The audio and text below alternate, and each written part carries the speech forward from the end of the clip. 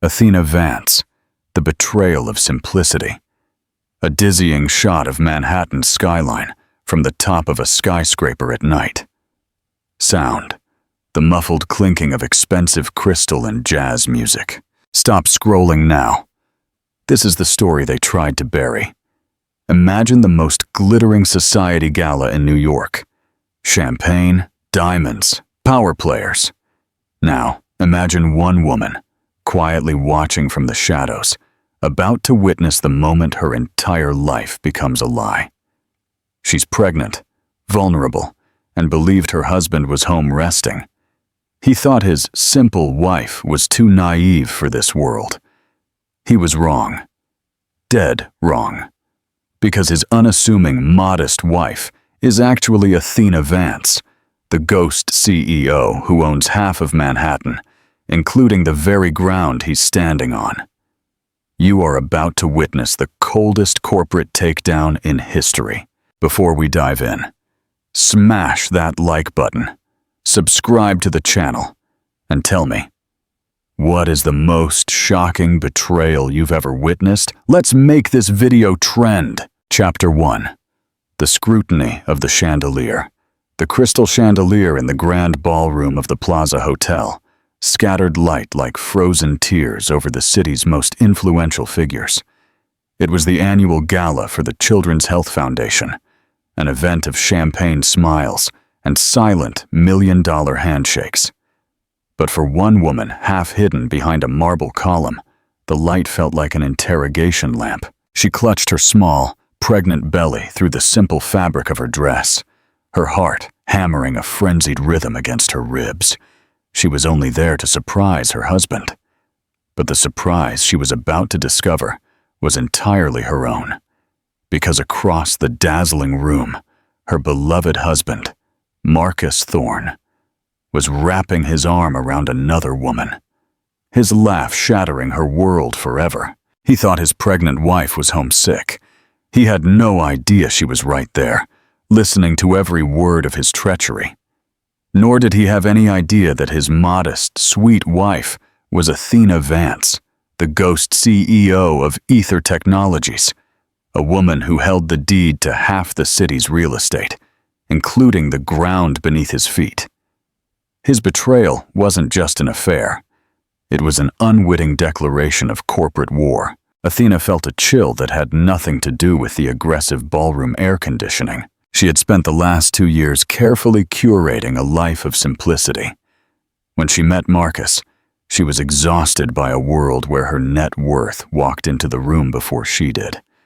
Men saw Athena Vance, the tech prodigy, the ruthless negotiator, the billionaire CEO who had built Ether Tech from a garage startup into a global titan.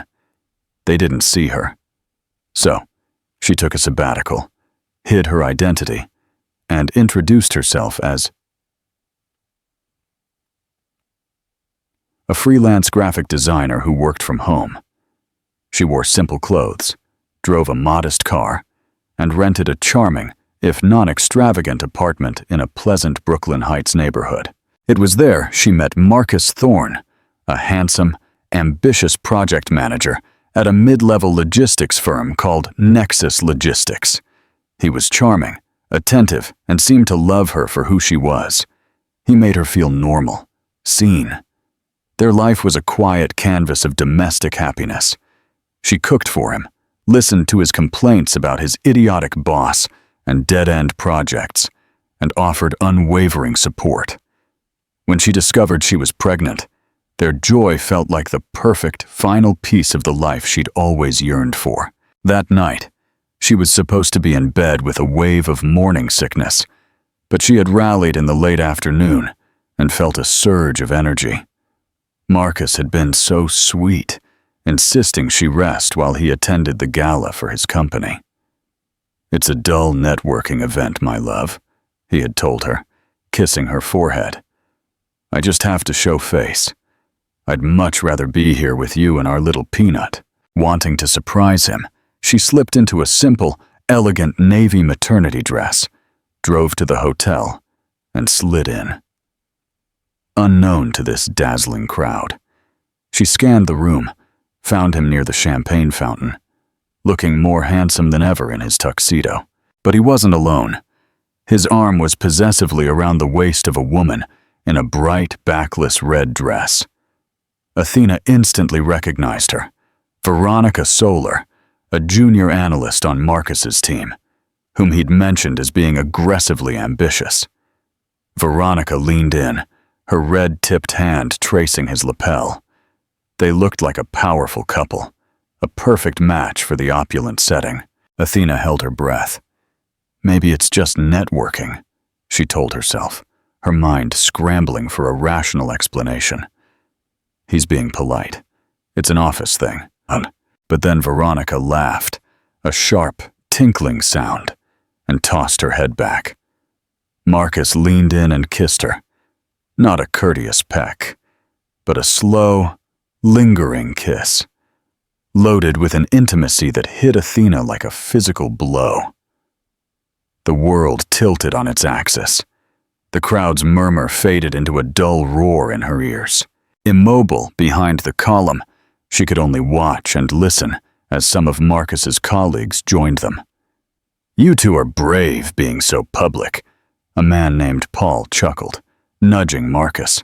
Marcus smiled, an expression of smug, self-satisfied entitlement that Athena had never seen on his face. He took a sip of his champagne. Why hide it? Life's too short to be stuck in a boring routine. Besides, it's not like my wife would ever show up at a place like this. It's a bit too sophisticated for her. A wave of nausea, far worse than any morning sickness, rolled over Athena. Veronica laughed and slid a hand down Marcus's arm. "Don't be mean, Alex. Isabel is sweet, very domestic. She's probably home knitting booties or something." The group laughed.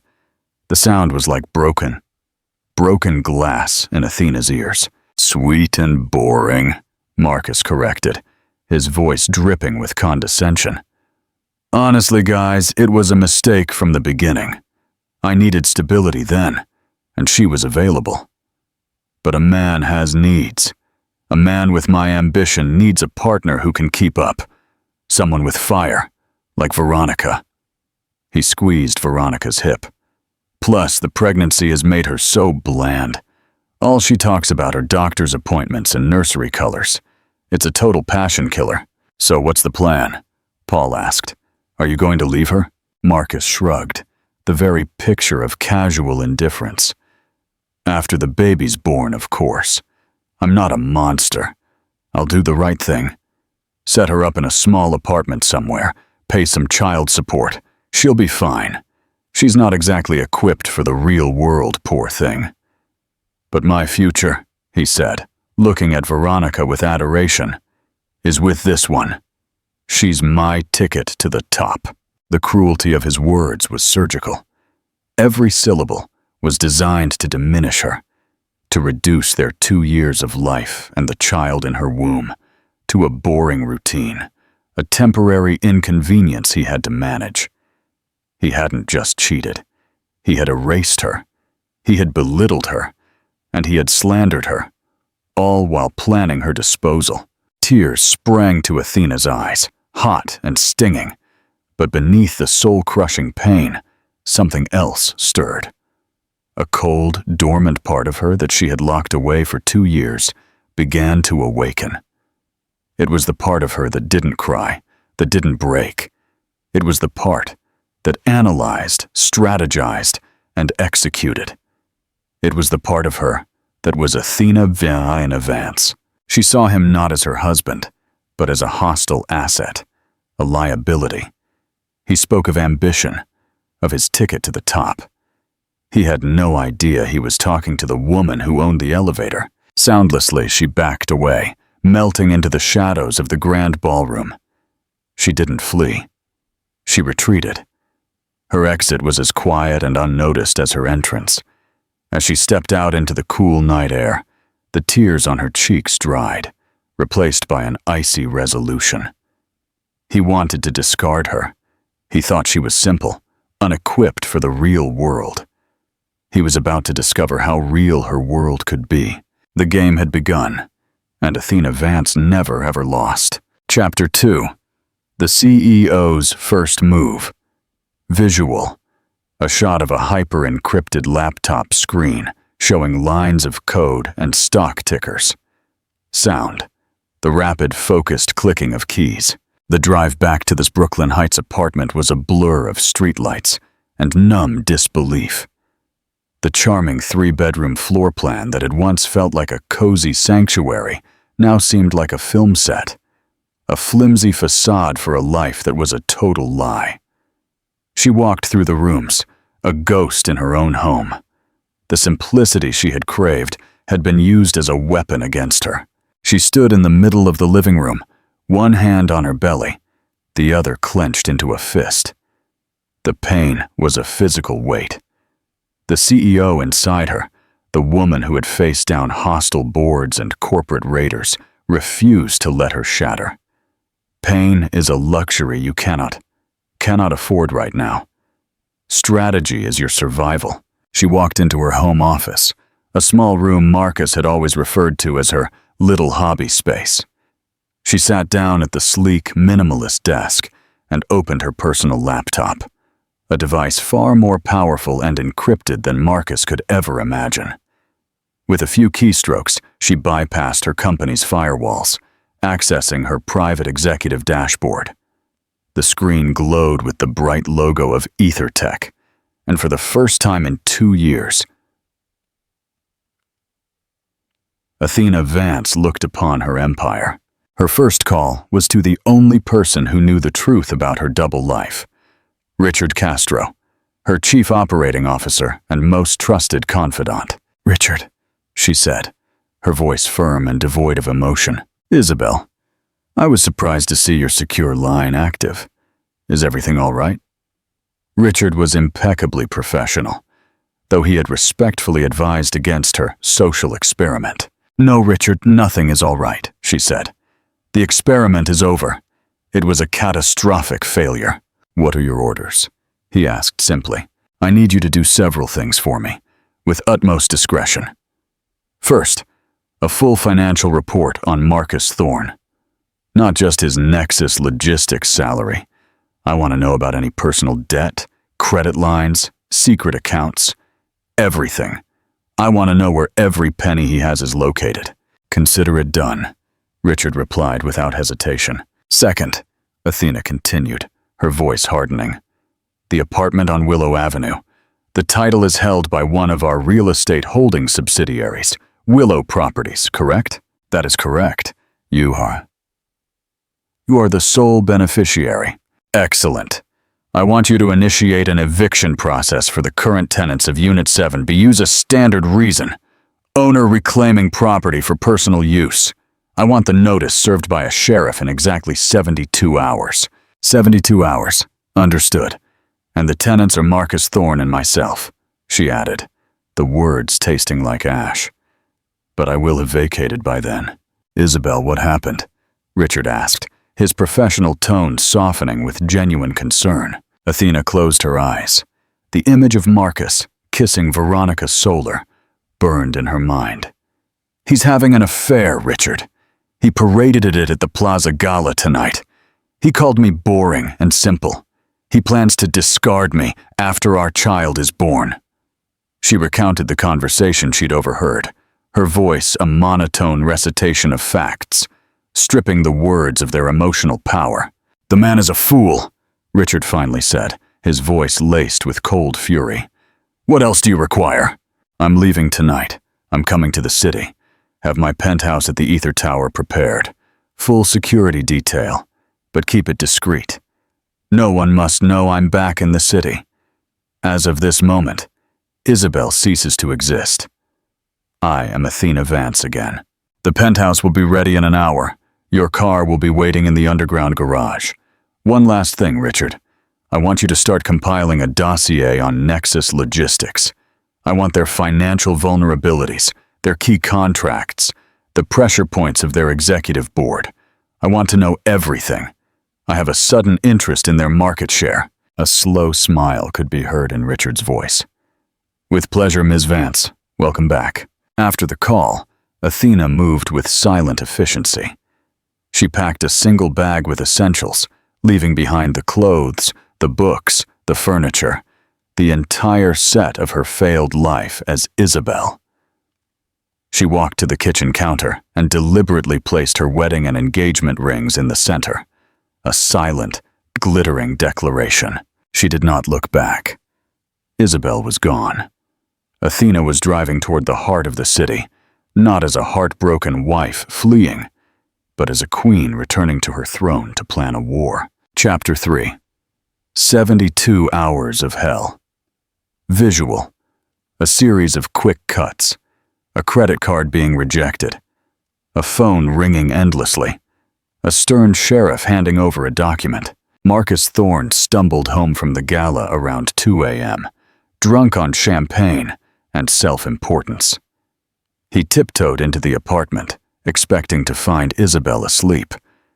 When he saw her side of the bed empty and perfectly made, he felt a brief flash of annoyance. So sensitive, so boring.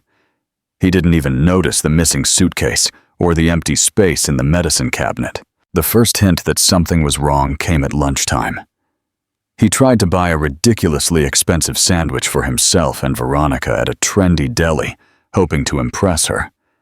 His corporate credit card was rejected. Nervously, he pulled out his personal American Express. "The card has been suspended, sir," the cashier said. He called the credit card company from his office. "I'm sorry, Mr. Thorne," a polite but firm voice informed him. "The primary account holder has frozen the card and removed you as an authorized user." "The primary account holder? That's my wife," Marcus sputtered. "She can't do that without my permission."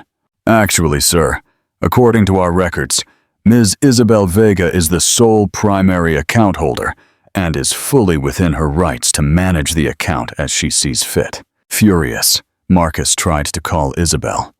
The call went straight to voicemail. He sent a barrage of angry texts. "What the hell is wrong with the cards? Isabel, you're trying to embarrass me. Call me now." All remained undelivered. It was as if her phone had simply ceased to exist. When he got home that night, he saw the rings on the counter. A cold panic, heavier than any hangover, settled in his stomach. She's gone. The true bomb dropped on the third day. Marcus was getting ready for work when a loud, authoritative knock echoed through the apartment. He opened the door to find a severe-looking man in a suit, a sheriff holding a clipboard. "Marcus Thorne?" the man asked. "I'm here to serve this notice." He handed Marcus a thick envelope. Marcus ripped it open, his eyes scanning the dense legal text. The words leaped out. Eviction notice. 30 days to vacate. Property of Willow Properties. SA claimed for owner's use. He stared at the document, his mind refusing to process it. "This is impossible. We have a lease. I pay the rent." "According to our records," the sheriff said tonelessly, "the rent has been paid in full for the last 2 years, from an account belonging to Isabel Vega, an account which is now closed. The property owner is exercising their right to terminate the tenancy at will. You have 30 days, sir. Good day." Marcus staggered inside, his world spinning. He always thought he paid the rent. Now, the eviction, the suspended cards, the closed bank account. This wasn't a spontaneous emotional departure. This was calculated. It was methodical. This was retaliation. He tried to access their joint savings account online. Access denied. The balance was zero. Drained. The comfortable life he had taken for granted was being systematically dismantled, and he was left standing in the rubble, utterly bewildered. The simple, sweet, and boring wife he had planned to discard had just shown him a side of her he never knew existed. And the terrifying part was, he had a feeling she was just getting started. Chapter 4. The Execution. Visual. Ricardo Castro's cold, discerning eyes focused on a corporate diagram showing Nexus Logistics' weakness. From her penthouse suite overlooking the city, Athena Vance operated with the precision of a surgeon. The massive screen on one wall displayed stock quotes, encrypted communications, and the dossier on Nexus logistics, which grew thicker by the hour. Richard Castro sat across from her. "The financial pressure is effective," he reported. "Thorne is trying to open new credit lines, but his debt-to-income ratio without his former assets is abysmal. He's being denied." "Good," Athena said, sipping chamomile tea. Her vengeance would be cold and clean, driven by intellect, not volatile rage. "What is the status on Nexus?" "It's exactly as we suspected," Richard said, pointing to a flowchart. "Over-leveraged and desperate for a major contract to appease their shareholders. Their entire fourth-quarter projection hinges on acquiring the logistics contract for the new Project Hermes." Athena's lips curved into a slight, predatory smile. Project Hermes was a massive, multi-billion-dollar international tech initiative, and the principal partner on the project was EtherTech. Nexus Logistics was just a small fish, hoping to feed on the scraps. "And Marcus's role?" she asked. "He's the project manager for the Nexus bid," Richard confirmed. "Our intelligence indicates he took significant shortcuts on safety protocols and insurance to get their bid price suicidally low. He's gambling that we won't look too closely at the fine print. He's gambling that I am simple," Athena murmured to herself. "He is about to learn how closely I look at everything." The following week was hell for Marcus. The pressure at work was immense. Meanwhile, his personal life was in ruins. His passionate affair with Veronica was quickly souring under the weight of real-world stress. The day of the final bid presentation arrived. This was Marcus's chance to turn everything around. Winning the Hermes contract would make him a hero at Nexus. It meant a huge bonus, a promotion, enough to escape this financial nightmare. He and his team sat in the sterile, intimidatingly large boardroom in the Ether Tower. They were presenting to the Project Oversight Committee. When he finished, a calm voice spoke from the head of the table. It was Richard Castro, Ether's COO. "Thank you, Mr. Thorne," Richard said, his eyes cold.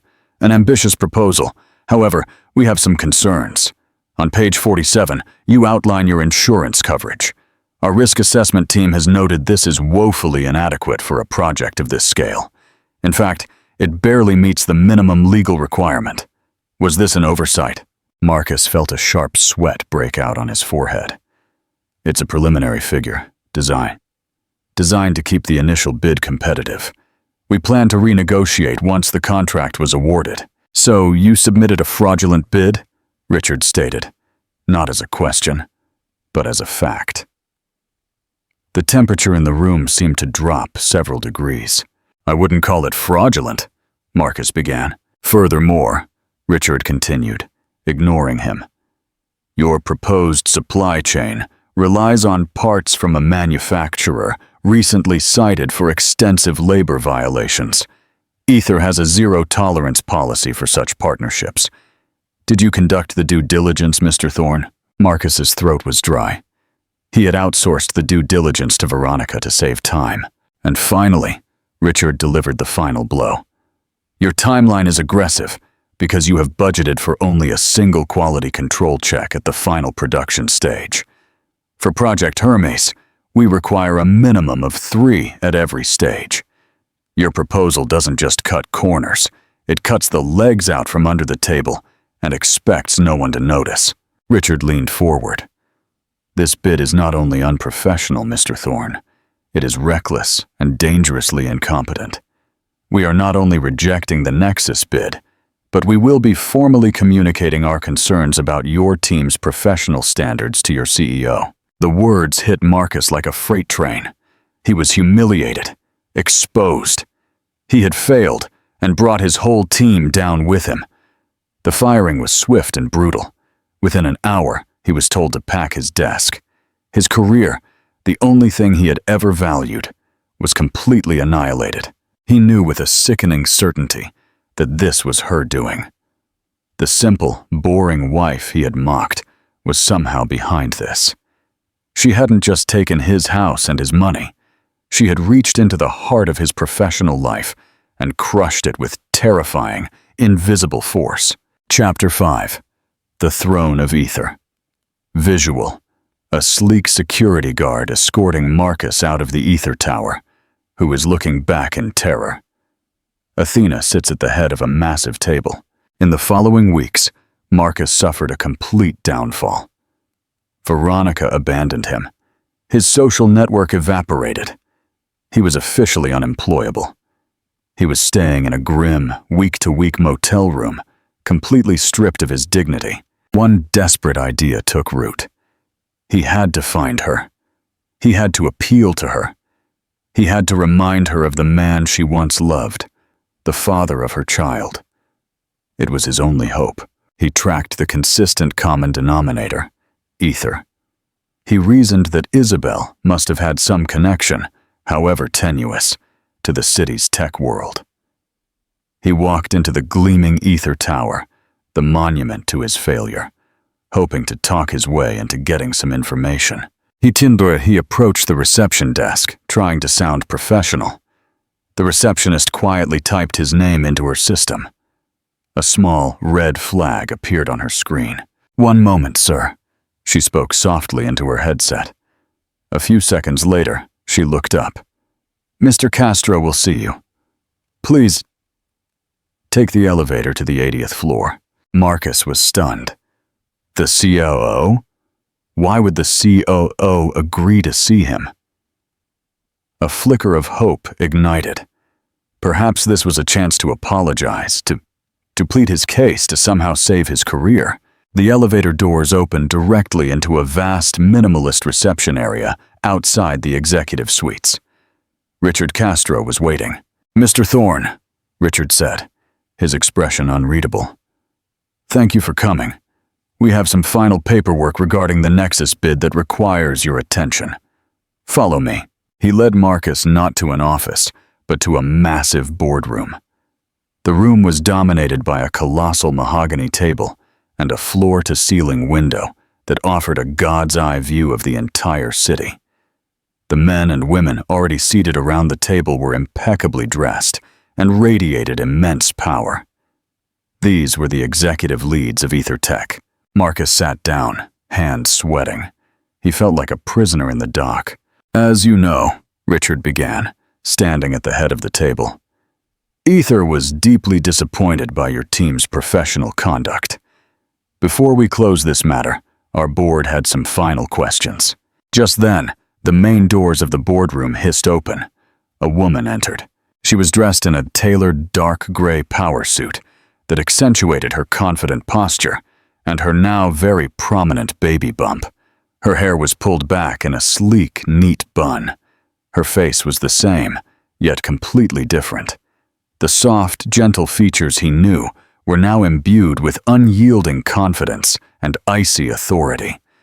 She walked with a purpose and power that commanded the silent, absolute attention of everyone in the room. The executives rose to greet her in a gesture of profound deference. "Ms. Vance," Richard said, his voice filled with respect as he pulled out the chair at the head of the table. Marcus stared, his brain short-circuiting. Vance. The name echoed in his mind, a name whispered in business circles with a mixture of awe and fear. Vance was the ghost CEO of Ether, the brilliant, solitary genius who had built the company from nothing. No one had ever seen her. There were no public photos, but he was seeing her now. And she? Isabel. His wife. She sat, her cold, gray eyes fixed on his. The gentle, loving look he remembered was gone, replaced by the dispassionate gaze of a predator evaluating its prey. "Hello, Marcus," Athena Vance said, her voice resonating in the cavernous silence of the boardroom. It was her voice, but it had a resonance of power he had never heard before. His mouth opened and closed, but no sound came out. "I think you're familiar with my work," she continued, gesturing vaguely to the room. "This is Ether, my company. Project Hermes is my project, The building you are in is my building. The apartment you were evicted from. I own that too." She let the words hang in the air, each one a hammer blow against his shattered reality.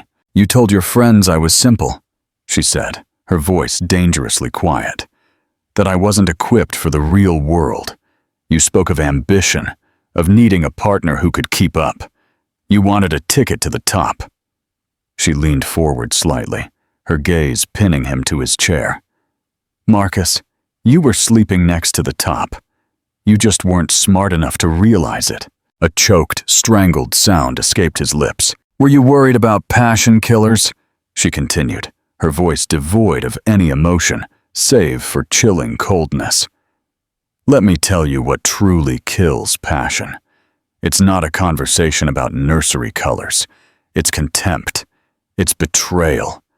It's the profound disrespect of a man who mocks the mother of his child behind her back, while planning to discard her like a piece of trash."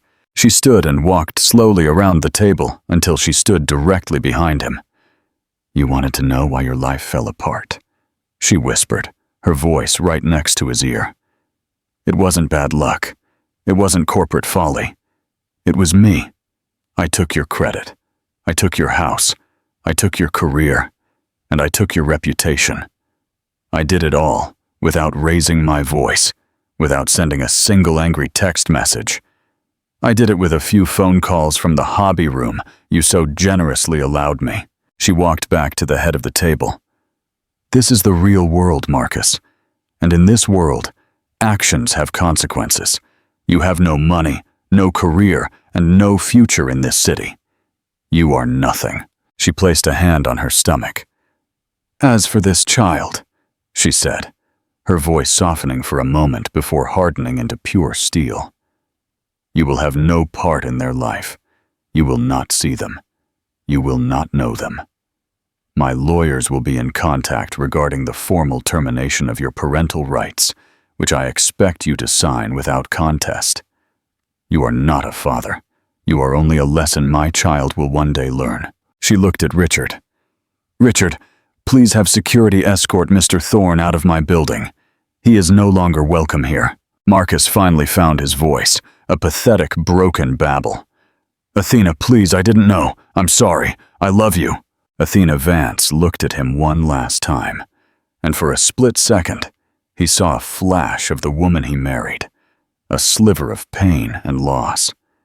But it was gone as quickly as it came, replaced by the relentless resolution of a queen. "No, Marcus," she said with absolute certainty. "You don't love me. You loved what you thought was my weakness. And my name," she added, turning her back to him, "is Athena Vance." Security guards appeared at his side, gently but firmly lifting him from the chair. As he was escorted out, the last thing he saw was the back of his wife, the powerful CEO, looking out over the city she owned without a single glance in his direction. He hadn't just lost a wife. He had been completely, epically erased. The betrayal is revealed, and the execution is complete. What do you think was the single most devastating weapon Athena used against Marcus? The eviction, the financial cutoff, or the public humiliation? Let me know in the comments. And make sure you subscribe for more unforgettable stories of women's ultimate revenge. The architect of peace, the gentle cooing of a baby mixed with the confident low hum of a business meeting. Visual, a sleek modern nursery set within a vast corner office. Welcome back for the final word on the saga of Athena Vance. The war was won. The enemy was neutralized, and Marcus Thorne vanished into obscurity, stripped of his name, career, and dignity.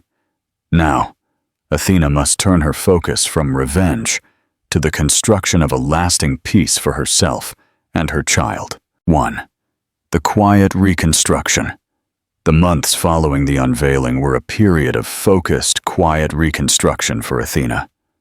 Marcus signed the termination of his parental rights without a fight.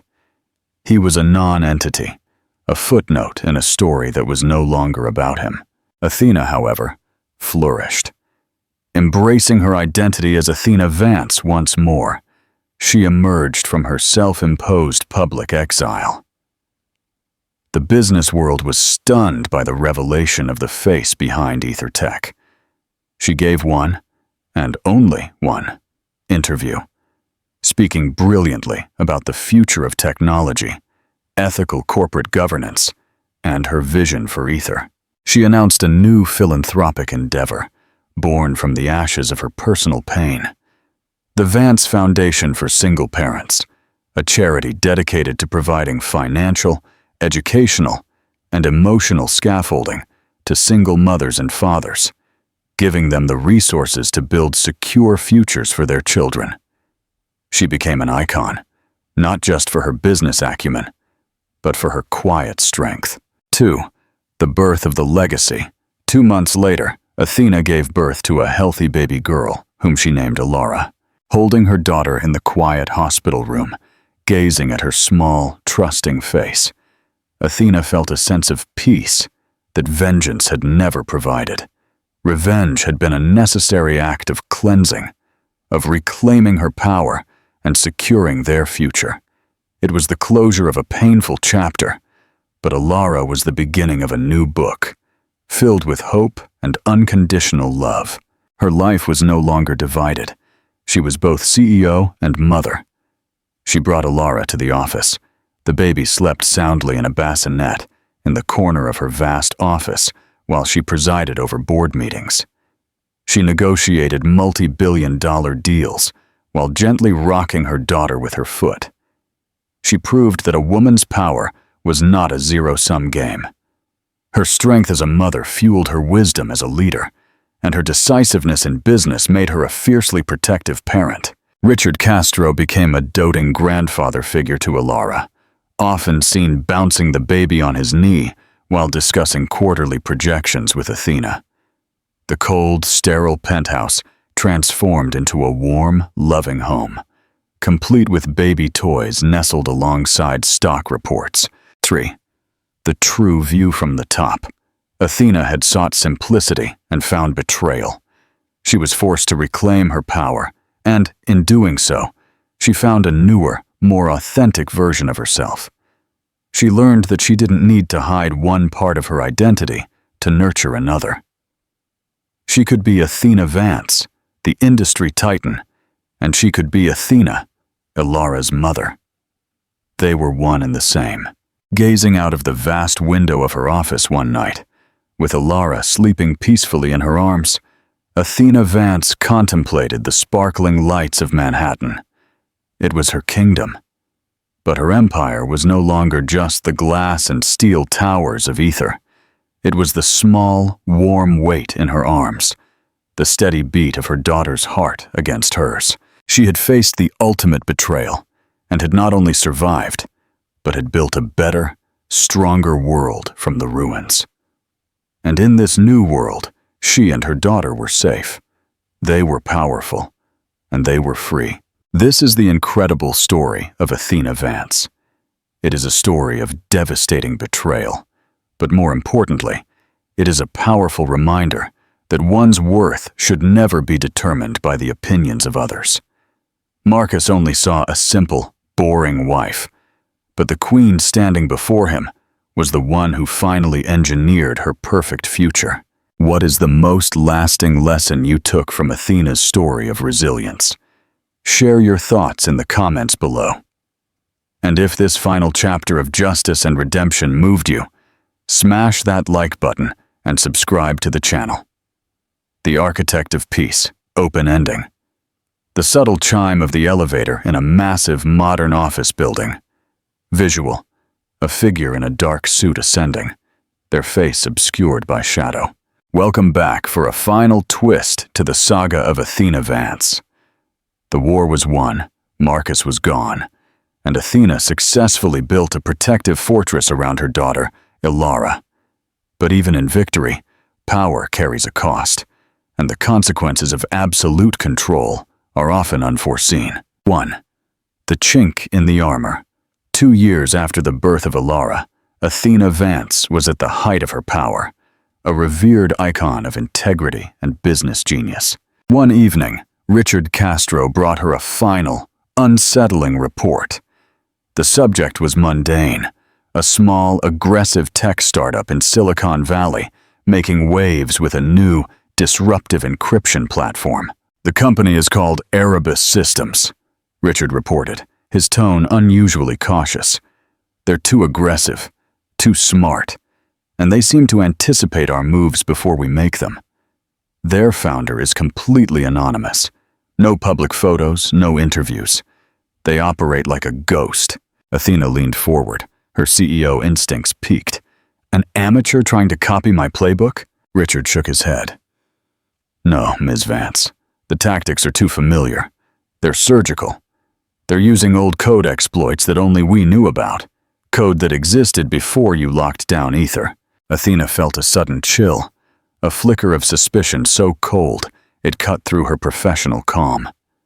She stood up and walked to the wall displaying real-time global data. Who built this company, Richard? Who is the mind? Richard opened a folder and slid a name card across the glass desk. The card contained a single name, neatly printed in black ink. Veronica Solar. Athena's former rival, the junior analyst Marcus had been having an affair with, had completely vanished after the scandal, only to resurface as the ghost CEO of a company dedicated to disrupting Ether. Veronica hadn't just run. She had learned, observed, and now she was playing the game Athena's way. 2. The final question. Athena stared at the card. The execution of Marcus had been flawless, but she had underestimated the collateral damage. The person who saw the weakness in Marcus and learned how absolute power operates. Veronica had witnessed the execution and walked away with the blueprint. Athena looked at Alara, sleeping peacefully in her customized nursery in the corner of the office. Her daughter was safe, protected from the past, but the future was suddenly uncertain. Richard, Athena said, her voice dropping to a decisive whisper. Prepare the war room. We are initiating Project Oracle. I want every piece of information on Erebus. We will not be caught off guard. Richard nodded, already reaching for his phone. Understood. The new war begins, Ms. Vance. Athena looked out over the glittering city she owned. She had eliminated the emotional enemy, but she had birthed a new, more dangerous rival, one built on intellectual revenge. The fight for her empire, and perhaps for her reputation, was not over. Athena Vance had engineered the perfect life, but had she also, inadvertently, engineered her own downfall? The end. The quiet rival has returned. Do you think Athena's absolute control can defeat a rival who learned from her own mistakes? Comment your predictions for the Ether versus Erebus showdown below. And, as always, subscribe to the channel to follow the potential continuation of the corporate war.